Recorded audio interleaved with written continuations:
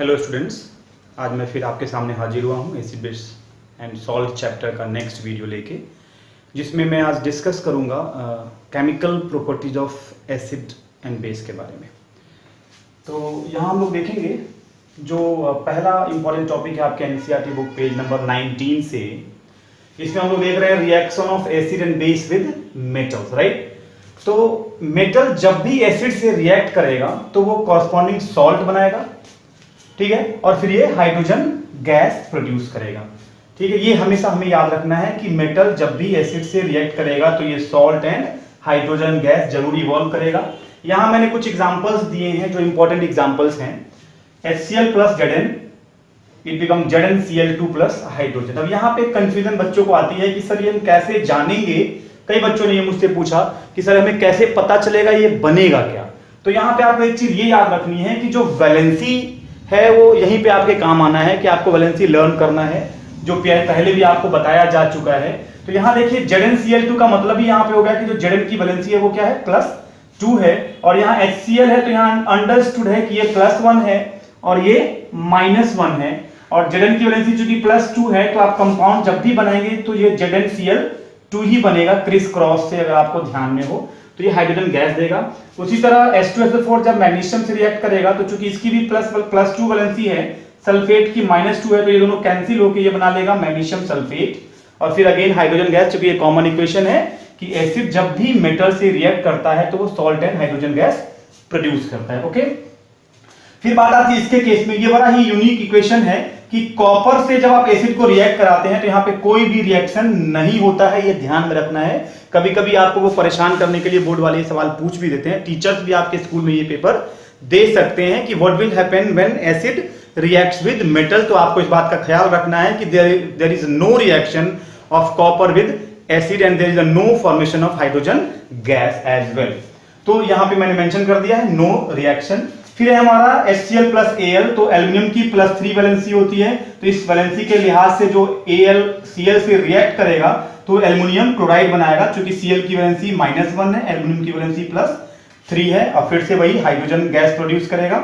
Again from HCl plus iron, तो Fe की यहाँ पे +3 वैलेंसी है, तो आप यहाँ देख सकते हैं जो कंपाउंड बन रहा है वो FeCl3 plus again hydrogen gas produce हो रहा है। यहां मैंने रिएक्टिविटी ऑर्डर मेंशन कर दिया है। मैग्नीशियम इन चारों एलिमेंट्स में मोर रिएक्टिव है, then aluminium, then zinc, then iron है।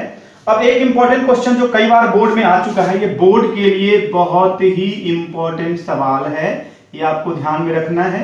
अब ये क्या है, तो जब भी हम एसिड, जो हमारा नाइट्रिक एसिड है, इसको अगर आप किसी मेटल से रिएक्ट कराते हैं, एक्सेप्ट मैग्नीज और magnesium, this is magnesium, this is manganese, जो डाइल्यूट HNO3 से रिएक्ट कर जाता है, लेकिन नाइट्रिक एसिड किसी भी दूसरे एलिमेंट से, दूसरे मेटल से रिएक्ट नहीं करता है, और रिएक्ट करता भी है तो वो हाइड्रोजन गैस कभी नहीं बनाता है। जो नॉर्मल इक्वेशन मैंने आपको यहां लिखवाया है कि एसिड मेटल से रिएक्ट करता है तो सॉल्ट एंड हाइड्रोजन गैस बनाता है, लेकिन नाइट्रिक एसिड हमेशा हाइड्रोजन गैस के बजाय वो वाटर प्रोड्यूस करता है, क्योंकि it is a very strong oxidising agent.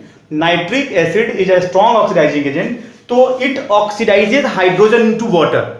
Hydrogen gas बनता तो है लेकिन वो उसको ऑक्सीडाइज कर देता है, फर्दर उसका ऑक्सीडेशन हो जाता है and then hydrogen become water. तो उस रिएक्शन में हाइड्रोजन गैस प्रोड्यूस नहीं होता है, क्योंकि वो वाटर में कन्वर्ट हो जाता है। उसके बाद नाइट्रिक एसिड खुद रिड्यूस होके नाइट्रोजन ऑक्साइड बना देता है। वो 3 तरह का हो सकता है, N2O बना सकता है, NO बना सकता है, या NO2 बना सकता है। नेक्स्ट है हमारा reaction of base with metal, तो यहां भी सॉल्ट एंड हाइड्रोजन गैस बनेगा।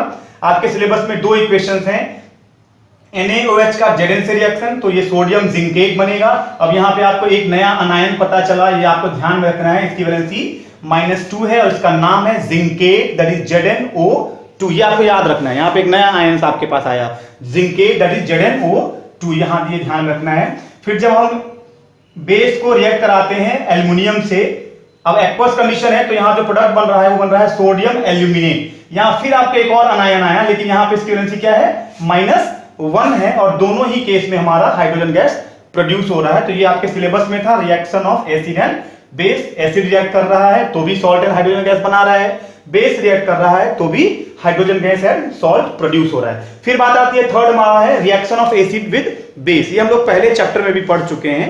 रिएक्शन ऑफ एसिड और बेस का मतलब हो गया न्यूट्रलाइजेशन रिएक्शन, और न्यूट्रलाइजेशन का मतलब हो गया कि it always produces salt and water, जो मैंने यहां पे ऑलरेडी मेंशन कर रखी है। अब किसी भी एसिड का एग्जांपल आप लीजिए, देखिए acid plus base salt and water, तो यहां मैंने एसिड और बेस लिया, सॉल्ट एंड वाटर बना। फिर नेक्स्ट पार्ट आता है मेटेलिक ऑक्साइड, तो हमने आपको याद कराया हुआ है और ये याद आपको करना भी चाहिए अपनी नोटबुक में, बिल्कुल आप इसको लिख भी लीजिएगा, कॉपी कर लीजिएगा, आपके लिए आसान हो जाएगा कि metallic oxides are basic in nature and non metallic oxides are acidic in nature. Normally जब भी मेटल ऑक्सीजन से रिएक्ट करता है तो वो क्या बनाता है, बेस बनाता है, और जब भी नॉन मेटल ऑक्सीजन से रिएक्ट करता है तो वो एसिड बनाता है। इसीलिए एक सिंगल लाइन स्टेटमेंट आता है, आप इसको याद रख सकते हैं, दिमाग में आप बिठा लीजिए, metallic oxides are basic in nature, non metallic oxides are acidic in nature. अब इस ख्याल से आप देखिए कि जब आप मेटल ऑक्साइड लेंगे तो ऑब्वियसली ये बेस है, और इसको जब एसिड से रिएक्ट कराएंगे तो it will gives you salt and water. Again ये भी कार्बन डाइऑक्साइड क्या है, नॉन मेटल का ऑक्साइड है, तो ये एसिडिक हो गया और ये बेस ऑलरेडी है and it gives you salt and water. तो ये था हमारा कुछ chemical properties of acid and base, ये बहुत ही इंपॉर्टेंट टॉपिक है आपके इस चैप्टर में।